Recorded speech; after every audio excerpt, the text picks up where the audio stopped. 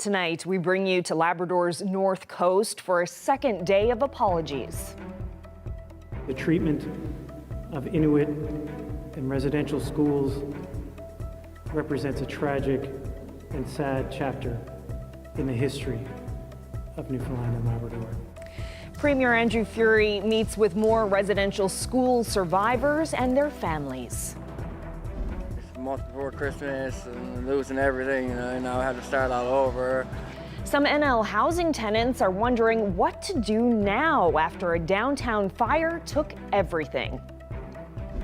The company behind this mega wind to hydrogen project has no issue working with government over the next few months to amend changes to their environmental assessment. But people living in the affected area say a lot more needs to be done. It will affect our estuary, which we know is of international importance. This is CBC Here and Now.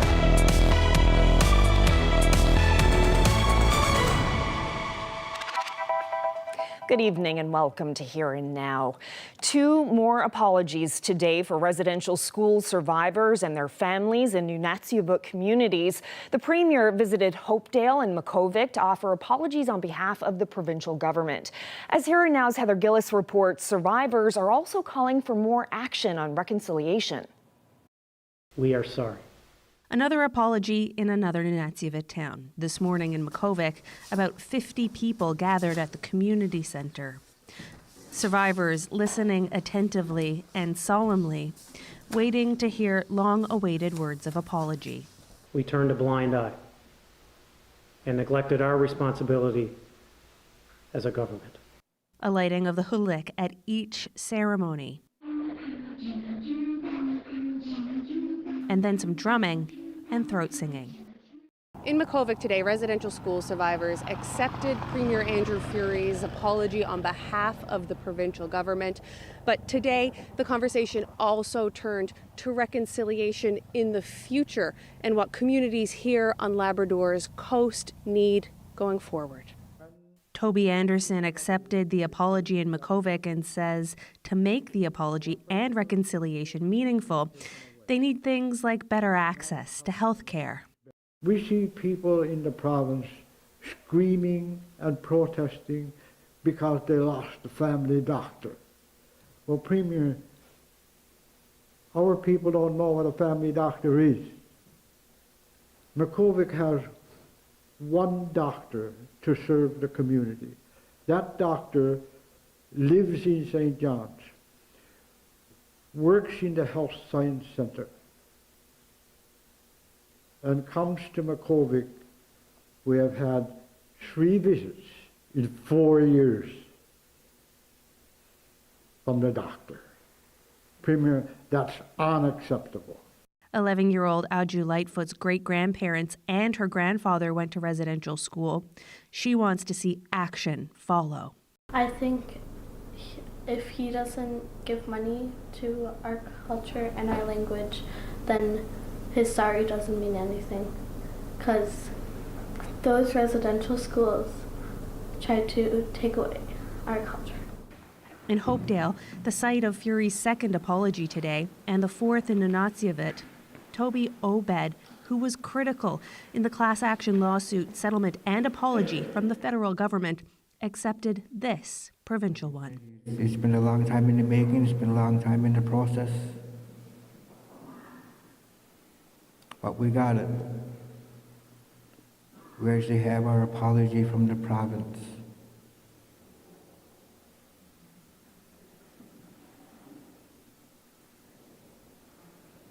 Might be a little over 10 years late, but we're getting it and we got it. Obed says the next thing he'd like to see from the provincial government is compensation that could help survivors heal from the hurt, anger, and pain that they've been carrying for so long. Meanwhile, Premier Andrew Furey has 2 more apologies tomorrow in Nain and then in Happy Valley Goose Bay. Heather Gillis, CBC News, Hopedale. Newfoundland and Labrador is now the third province in the country to enact Clare's Law. It allows people to ask police whether their partner has a documented history of violence and follows through on a promise government made years ago. Clare's Law addresses who can make a request, what police can disclose, and how that information will be protected once they do. And today it was put into action. Here Now's Ariana Kelland has more. Our government believes people at risk have a right to know if their partners have histories of violence or abuse. It's been a long time coming, but now that Clare's Law has been enacted, there's a sigh of relief. There's a lot of women right now that are going to apply fairly quickly for this, fill this application out.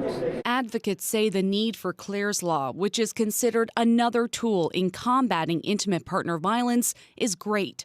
So far this year, the RNC has had 1,700 calls on intimate partner violence.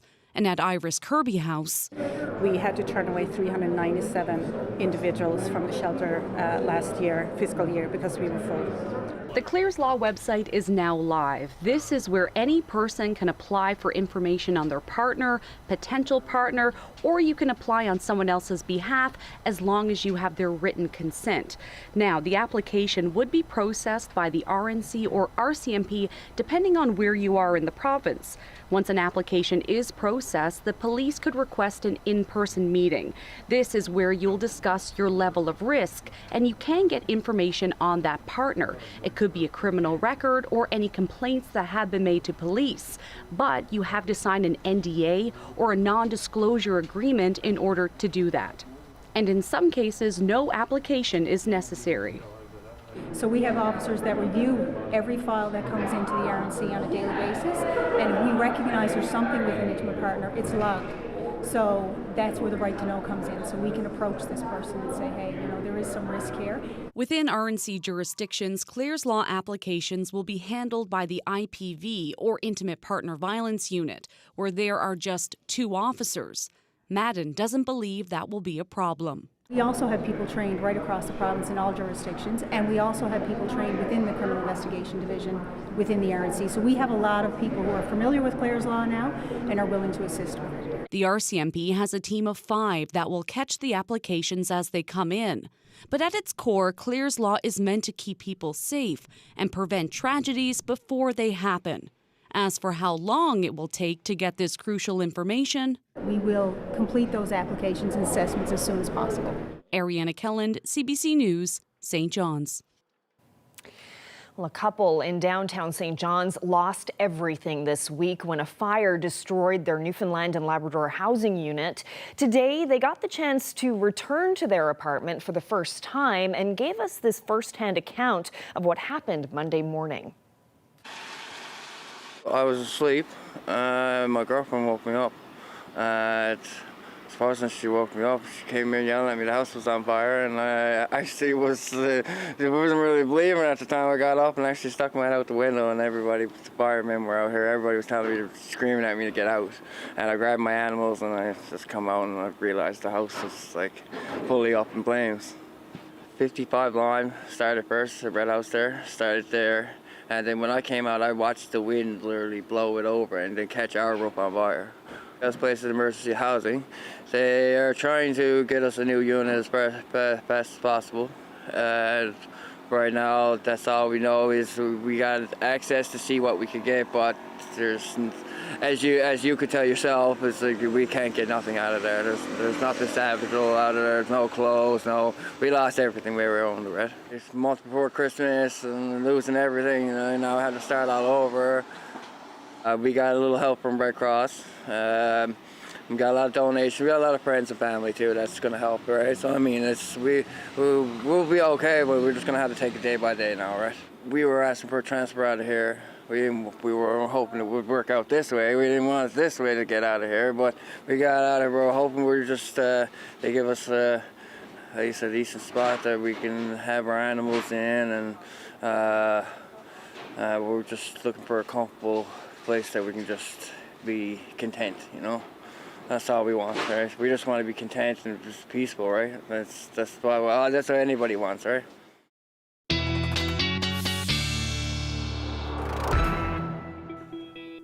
Well, those of you in parts of Central woke up to a winter wonderland. This was Gander earlier today. Les shared this shot on Facebook earlier today. You ended up picking up about 18 centimeters in total. Most of that accumulation fell overnight, though, and what fell this afternoon kind of was a little bit dense. So there isn't 18 centimeters on the ground, but that is officially what fell. So we've got a little bit of our winds definitely still around, and the reason for that is the area of low pressure. But as that goes further east, that is going to pull that wind right along with it. It's also pulling the cloud cover with it as well. But you take a look at the current sustained wind, still 67 kilometers per hour in Bonavista. St. John's winds at the moment are about 37 kilometers per hour. That's where most of the activity is. And you factor in those wind gusts, it's more like 80 in Bonavista. So as this area of low pressure continues to track east, it will pull these winds with it, especially through the overnight period and into tomorrow. We're looking at those winds still a bit gusty, 40 to about 50 kilometers per hour tomorrow. But I'll get into the details when I come back. Thanks, Ashley. It will take months, but not years. That's the message from a company planning to build a wind-to-hydrogen mega project on the west coast of the island. This after the government says it needs more information before deciding whether to approve the project. Here Now's Colleen Connors has more. Newfoundland and Labrador's Environment Minister wants more information on how World Energy's wind, hydrogen, ammonia mega project plans will affect things like water, and how the company will mitigate environmental effects and respond to emergencies. But chairman of the company says that stuff is already there. It doesn't matter whether it's 4,000 pages or 6,000 pages or 10,000 pages. There are always going to be questions, right? There are always what if, what about if this happens? Because you're trying to predict the future, and the future is very difficult to predict. Risley says his wind-to-hydrogen mega project and its massive wind turbines, its processing plant, and its thousands of workers is not an industrial project. So we need projects like this. We need projects that are going to have a benign effect on the environment and can generate renewable energy. And if everybody sort of says, well, look, yes, I think green energy is a great idea, but I don't want a wind farm anywhere when I can see one, then we're never going to get to zero emissions. It's an industrial project. There's no way that you can not say that it is. Lena Sampson lives in the Codroy Valley, where World Energy plans to build hundreds of 656-foot-high wind turbines here on top of these mountains. When it comes to the waterways and stuff, yes, it's huge for our area because everything they do on the Angwell Mountains is going to have a runoff effect into our valley, and it will affect our estuary, which we know is of international importance. So I'm not really sure why this is getting the green light, or potentially getting the green light, when there's so much at stake on our end of it. The government's ask for more information isn't unique to this project, and Sampson welcomes it, saying it's a sign the Environment Department is listening to people's concerns. She hopes the amended version addresses more of her issues with the water and environment in the valley. Okay, so what exactly happens now? Well, Risley says that he and his team are going to meet with government tomorrow afternoon to discuss the specifics, the nitty-gritty details that need to be changed in this EIS. Then Stantec and World Energy GH2 will make those amendments and resubmit it to government. Government then needs 70 days to make their decision, and part of that will also be a public consultation. So I figure that there will be a lot more snow on the ground before there are any more answers on this wind energy project. Colleen Connors, CBC News, Corner Brook. Well, a 27-year-old New Brunswick man has been sentenced to 22 years in prison for killing a fellow inmate from Newfoundland at the Renew's maximum security prison. Brandon Colford pleaded guilty to manslaughter in the 2019 death of Calvin Kenny, telling the court he did it for his own safety. Kenny was stabbed more than 40 times in his cell. He was serving a 12-and-a-half-year sentence for the 2016 death of Stephen Miller. Colford claimed Kenny and others in the prison were threatening him because they thought he had given authorities information about them. Well, its owners are describing it as Canada's largest fishing vessel, and people in places like St. Anthony, Harbour Grace, and Bay Roberts should get a chance to see it sometime next year. It's called the Inukshuk 2, being launched this week into the water at a shipyard in Turkey. 80 meters long, 18 meters wide, costing more than $70 million. It's designed to harvest, process, and store turbot and shrimp.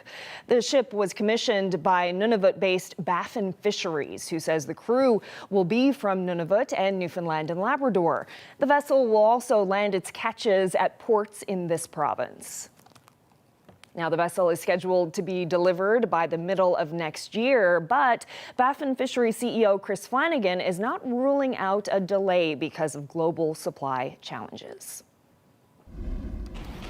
And it stops back 4 foot, and it's good for 2, and that's enough. Australia concedes. It's a victory for Canada. Brad Gujou is blasting the World Curling Federation. Despite winning performances this week at the Pan-Continental Curling Championships in Kelowna, Gujou says his team and others are having a tough time. The 5-time Brier champ calls conditions there an embarrassment. He says the WCF won't provide athletes a place to warm up, their own locker rooms, and that despite selling tickets, athletes won't see a dime. You know, the World Curling Federation really penny pinched on the production here and has caused, you know, here in Canada, TSN to drop the coverage. You know, that's not good for the game. It's not good for the event. And you know, just because they wanted to save a few dollars. And we've seen the penny pinching affect the players and the way the competition's being run as well. So, you know, it's all a WCT issue or WCF issue. And I don't know who's to blame within the WCF, but I know it's definitely not the organizing committee and the people here. They've been incredible. Yeah, there needs to be some change. Well, reporter Devin Haru broke this story for CBC Sports, and we're going to connect with him ahead in about 15 minutes on Here and Now. And you'll also hear more from Brad Gujou about the hardships his team is facing in Kelowna, including why World Curling threatened to fine his team. Well, the temperatures have been a little cool for the past couple of days. Things will warm up as we head towards the weekend. In fact, we've got some rain on the way. I'll get into all the details in a few minutes.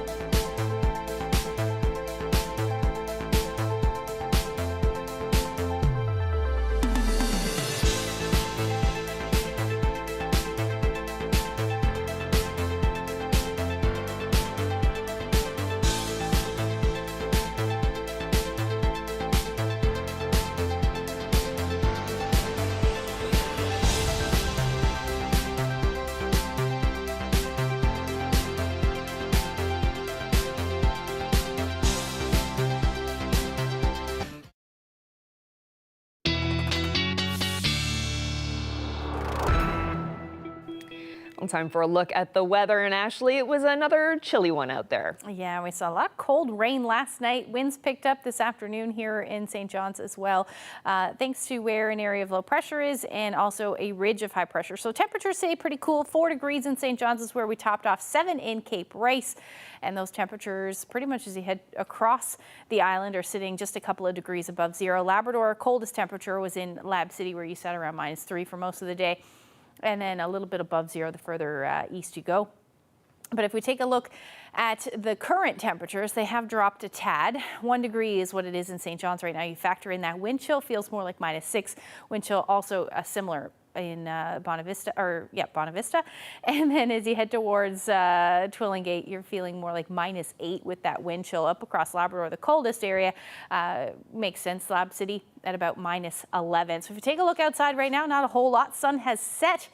It's actually looks pretty nice out there at the moment, but like I said, those temperatures down to about 1 degree. Those winds at the moment about 37 kilometers per hour. You factor in those wind gusts, feels more like 52. So the sun did set tonight at 5:42, and as we head through the weekend, Sunday morning rather, we will fall back, and our sunsets will be much less than that. So 4:30 by the time in a week's time.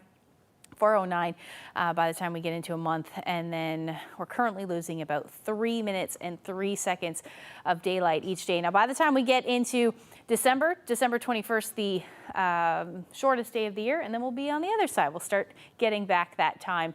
So we're almost there. It's hard to believe it, but we are almost there. So here's that area of high pressure I was talking about, area of low pressure offshore.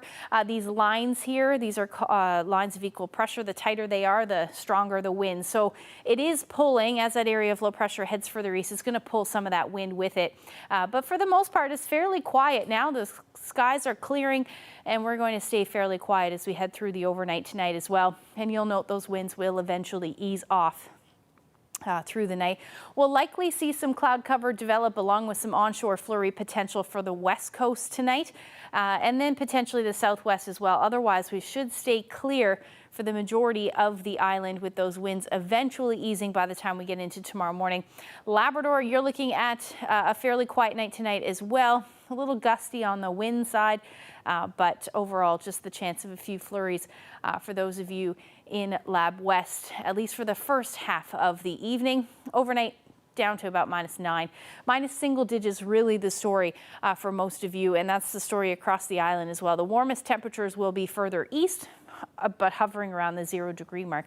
Otherwise between -4 and about -7. The coolest temperatures will be low-lying areas through central. And then as we head into tomorrow, the winds, like I said, will hover somewhere between 40 and about 60 kilometers per hour. So a bit brisk in some areas, but for the most part, it'll be a quiet day. We're sitting under that ridge of high pressure. Still a bit unsettled, though. Chance of flurries still on the west coast. Same thing along the south coast. You may see some showers or flurries with this one. And then for those of you across Labrador, you're generally looking at clouds on the increase as the day goes on. This is out of ahead of our next weather maker that's going to move in. So it is going to bring some light snow for those of you in Lab West, and eventually that will spread towards northern Labrador as we get through the overnight period on Saturday, and then eventually some milder air will move in across the island. So this one that moves in will bring some of the wet rain with it, or some rain with it, I should say, through the day on Saturday. Your temperatures tomorrow will sit somewhere between 4 and about 6 or 7 or 8 degrees through the day, and those winds are starting to shift down to the southwest. And again, like I said, we're going to go more southerly as we head into Saturday, so that is going to bring some warmer air with it. As far as Labrador is concerned, generally between 3 to 5 degrees for the southeast. But those of you in northern portions of Labrador as well as the west, you're going to hang on to that chance of flurry. So you could wake up in Lab West to about maybe 2 to 5 centimeters of snow. And looking ahead, there's a little bit more in the forecast for those of you across Labrador. All right, great. I'm sure you'll tell us about it later, and not looking too bad for a Friday heading into the weekend, right? It certainly isn't. That's right. Thanks, Ash. Thanks, Carolyn. Hi everybody, I'm Jane Adey, host of Land and Sea. We have a brand new show coming up on Sunday, and this one is all about those warm and cozy coverings that everyone in this province has in their homes, quilts.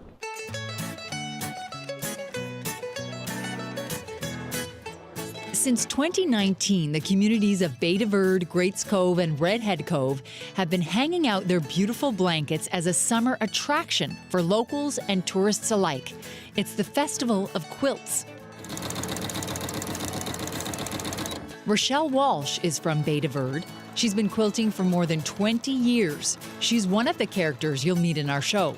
Would you say you're obsessed with quilting? Yes. I dream about it. I'm out in the bed in the nighttime, 2 and 3 o'clock in the morning. I think I've written sew a few seams up. Dave won't mind. He's asleep. And I've done it. And Rochelle is just one of many people in this province with a passion for patchwork. This craft is so all-consuming that it is a very big business. Just ask Debbie Northover, co-owner of East Coast Quilt Co. in St. John's.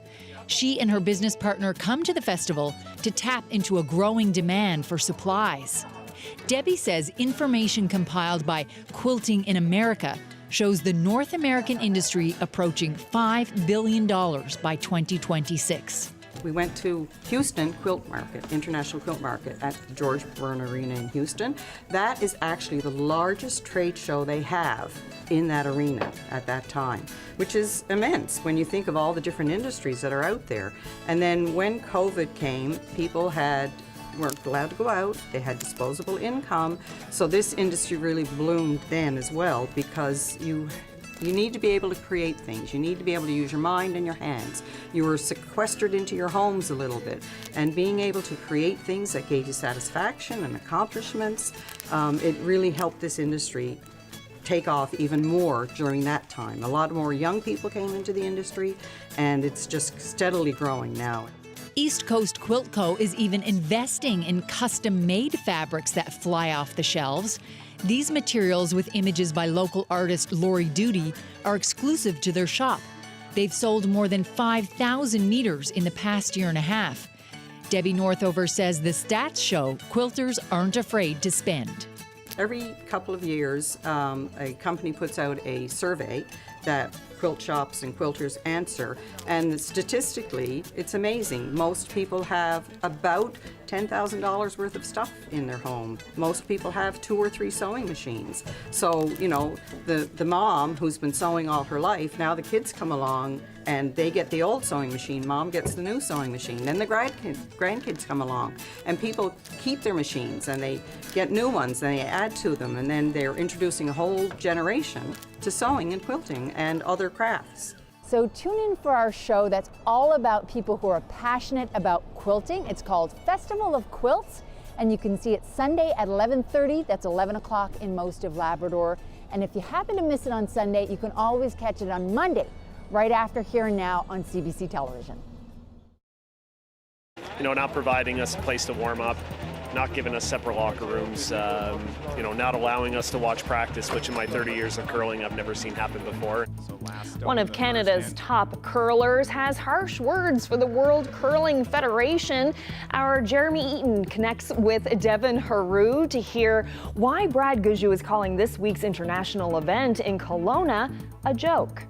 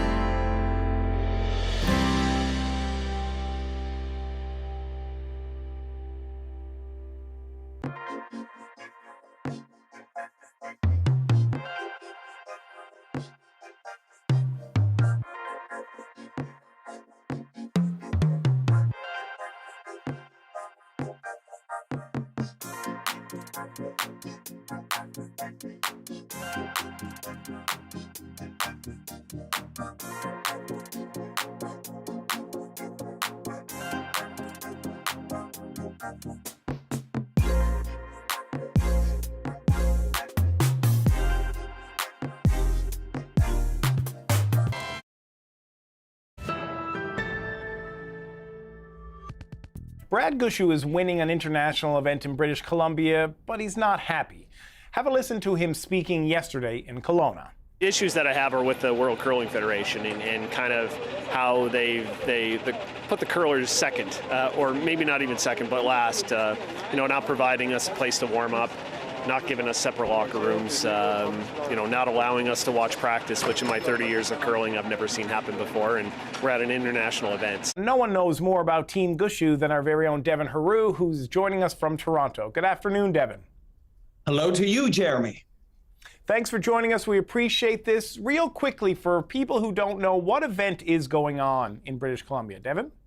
It's a wonderful question, because I think a lot of people, at least sort of on the peripheral, look at the Pan-Continental Curling Championships and ask that question, what is this thing? It was established 2 years ago, voted in by member associations of the World Curling Federation, essentially billed as an event to grow the game, to allow some of those countries, not usually powerhouses in curling, to work their way up from the B division to the A division, and then the top 5 countries at those events earn spots at the men's and women's World Curling Championships. So I think there was a lot of exciting feelings around this and a lot of excitement. And then you see a lot of lopsided scores. It was in an arena last year. Now it's in a curling club this year in Kelowna. And I think there are some serious questions, especially from Brad Gushue, being raised about the legitimacy of this curling event. It's hard to be this team. It's hard to be the one to represent Canada. You got to win the Brier. You got to be the best in your country. And so it's really hard to turn it down and say no, when you get a chance to represent your country, because it's so hard.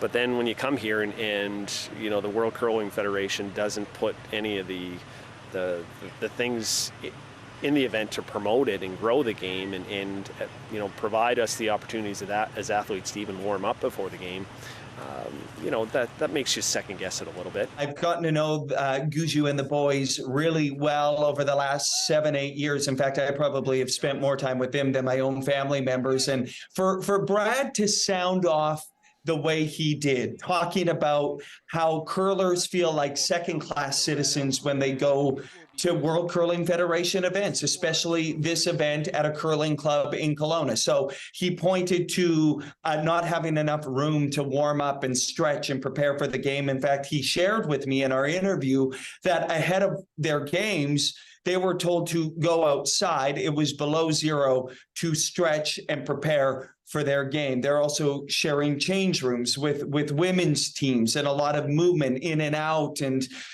then the tipping point that had Brad really fired up is the World Curling Federation after their game on Tuesday night. And I spoke to Brad right after this meeting where they were called in by the World Curling Federation and reprimanded for wearing thermal wool sweaters that were of different color than their uniforms. They told us they'd fine us if we continued to wear it. I had it on today, though. Did you? Well, it's too cold. We're in a curling club, and this is typically what a curling club is. And anybody that curls on a regular basis knows you have to wear a heavy sweater or a thermal shirt or whatever to go out and play. It's not the same in an arena setting where you can go out in a T-shirt. So we understand that. But unfortunately, the WCF doesn't, and they expect us to go out in the same attire that we would wear in an arena when it's in a curling club. So it doesn't make any sense. So this was a tipping point for Brad. He says it's an embarrassment. It's a joke. The whole thing, he says, the planning, the organizers, there's a level of incompetence. So when Brad Gushue, who's well respected in the game, sounds off like this, Jeremy, I think it tells us we should be paying attention to these issues. We've had issues before. Unfortunately, they don't listen very well and don't take the advice of the players. So that's kind of why I'm speaking out a little bit. I think people need to be aware of some of the issues that we face when we come to these events. First time I've ever come to an event and they wouldn't allow teams to watch other teams practice. That was a first, and that was kind of really what set, I think, a lot of the teams off. And a lot of the players don't really want to speak about it. So I've been around long enough and I'm old enough that I don't really care. They have the semifinals that will be played on Friday morning in Kelowna. And then the championship game will go Saturday. The team has already clinched a spot at the World Championship. I don't think that was ever going to be a question needing to place in the top 5. But you and I and many curling fans across Newfoundland and Labrador know that when Brad Gushue is wearing the maple leaf, he wants to win gold. That remains the goal at this event. And I have every expectation that he will be in that gold medal game on Saturday, looking to defend yet another curling title, because he has won everything you can possibly win in curling. He certainly has. And Devin, it's always a pleasure to talk to you about curling. Appreciate your time today. Thanks so much. Thanks so much. Conversations about the complicated Israel-Hamas war can be difficult and nuanced and emotional, and all of that played out today as the Signal's Adam Walsh tackled that subject with guests Majid Qureshi, a Newfoundlander who was born in the West Bank, and Elizabeth Schwartz, the vice president of the Jewish community Havura NL. Now, you can hear the full 30-minute conversation on the CBC Listen app or wherever you get your podcasts, but here's a short excerpt that begins with both guests sharing their thoughts about recent rallies in St. John's in support of Palestinians. Of course I support the idea that Gazans should not be killed by bombs, right? Like that's sort of like I feel like that I need to say that is, I feel really awful about that, right? But at the same time, it was appalling to me that there's no mention on the 13th, when this first rally happened, that 7 days ago, 1,000 people were murdered in their homes, and babies were killed and kidnapped, and like that was just sort of suddenly this huge, horrific action is no longer talked about at all. Do I agree with what Hamas did on the 7th of October? Definitely not. But what these people are saying is, again, they are calling for ceasefire.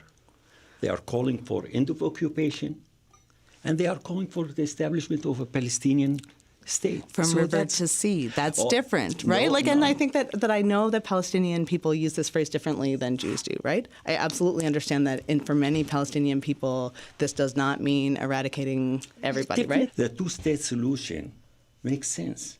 The only thing nowadays, with the way things are, probably the more practical solution is living in a state that is very democratic, where everybody have equal rights. But I guess I find it really hard to believe that that's what people leading these protests really mean. And that I don't know that for sure, right? Like, I don't think we have any evidence either way. But I think that there is a sense that, well, so I have lots of things, but there's a sense that if people were really pushing for this and people really cared about the people of Gaza, why are they only coming out now, and why won't they condemn violence by Hamas in Israel? And so there's absolutely people like you who have always been advocates for the people of Gaza. But I think that the idea that Hamas speaks for Palestinians is true to some extent, but maybe not. And hopefully not many Palestinians. That Palestinians are oppressed, absolutely. Is murdering babies an acceptable solution to that? No, right? Like, and is it murdering babies? Anybody murdering babies, right? And so I think that there's just one last one. The one thing that makes me despairing is that as a small child, I was already sort of keen on this two-state solution and the Oslo Accords, and we're going to have peace, and this is going to be a way that we can live together and be a community. It's okay. And I think this makes that really impossible. Well, I think the night will never stay forever. Let's hope for that, and it won't. And actually, if there is something coming out of this, I hope we know that this has to have a solution. The world cannot tolerate something like that. The U.S. tried to do without having the Palestinian people, but it's done. The second point is that nobody, and I'll say it straightforward, I do not agree with attacks on civilians. Either way, having said that, we cannot, and I repeat, we cannot just forget, and you talk about the people here, that it is 75, 100 years old, conflict. The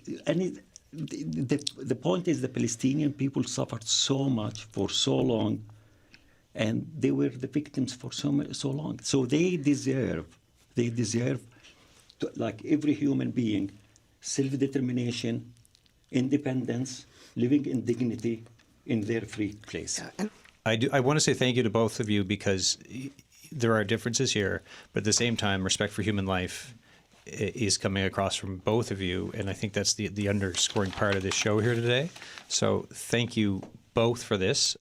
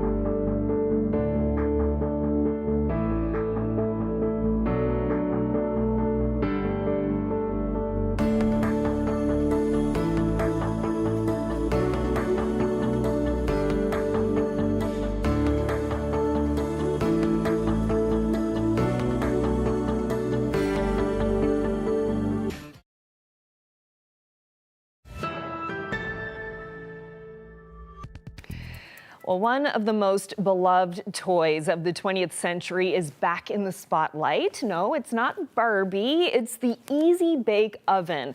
Originally released on November 4th, 1963, the light bulb-powered icon is turning 60 on Saturday.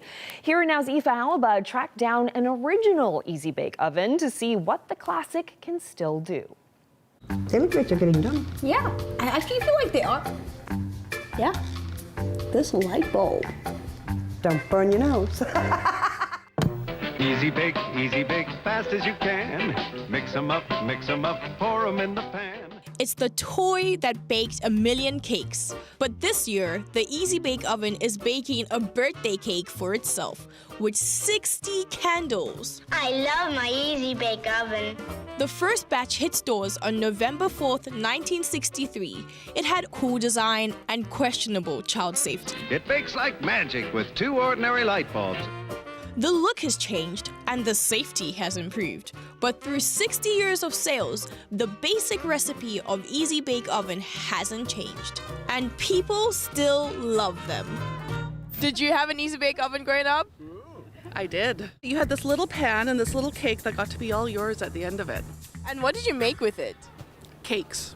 They made like little muffins. They made like miniature sized things, and then it came with like icing packets and stuff. So the icing tastes the same as any other muffin, but the muffin like underneath it was like a little bit more gooey than a regular muffin, you know, underbaked or something. What made it so cool? Because it gave me an opportunity as a little person to like bake and do like something my mom would do in the kitchen, I guess. Did you have an Easy Bake Oven? My sister did, but I certainly ate a lot of her cakes. Would you have one now? Yeah.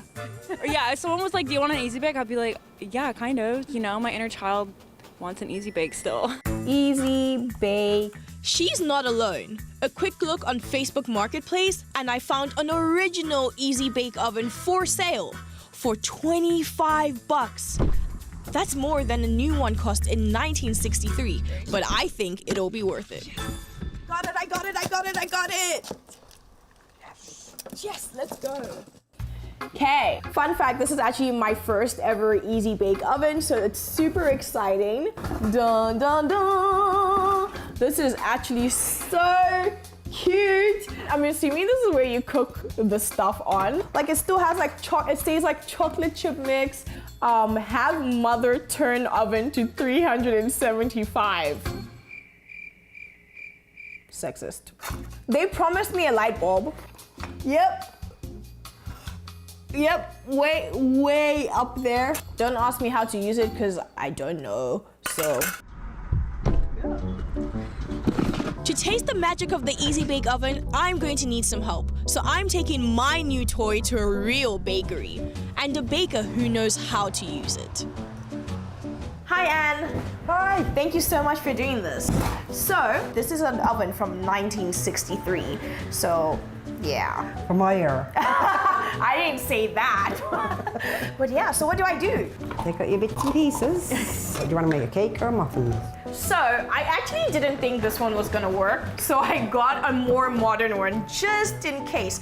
So, now that we both have one, what do we do next? So next thing, I think I should use this one. Yes.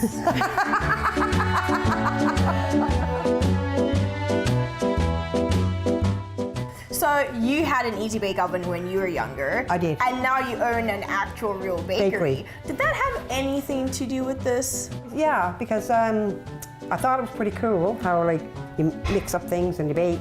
And then when my mom showed me, you know, she's making bread and cakes and cookies and stuff, like it just got into my blood. 60 years later, do you feel like this still has something to offer kids? Absolutely, absolutely. It's not only the toy, it's the interaction with the child, and you're teaching them how to bake.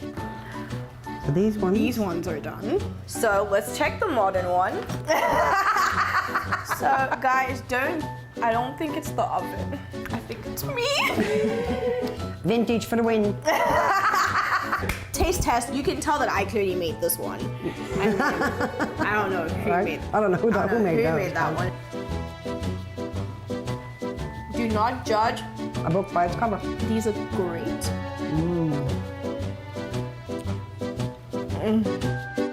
I don't know if I learned to bake, but I learned what the Easy Bake Oven is really about. Making memories. For CBC, I'm Ife Alaba.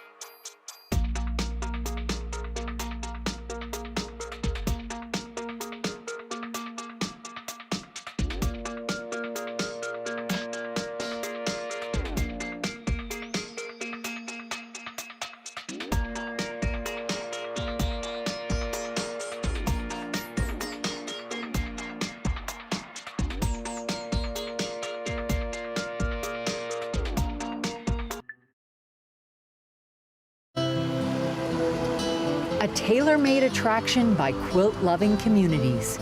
Watch Festival of Quilts, Sunday at 11:30 and Monday at 7.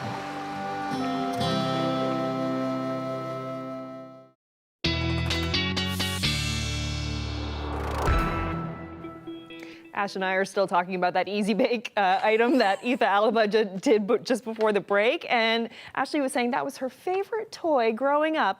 Yeah, I really think it might have sparked my love of baking and cooking when I was younger, but I think probably there were a few light bulbs I went through, I'd say that.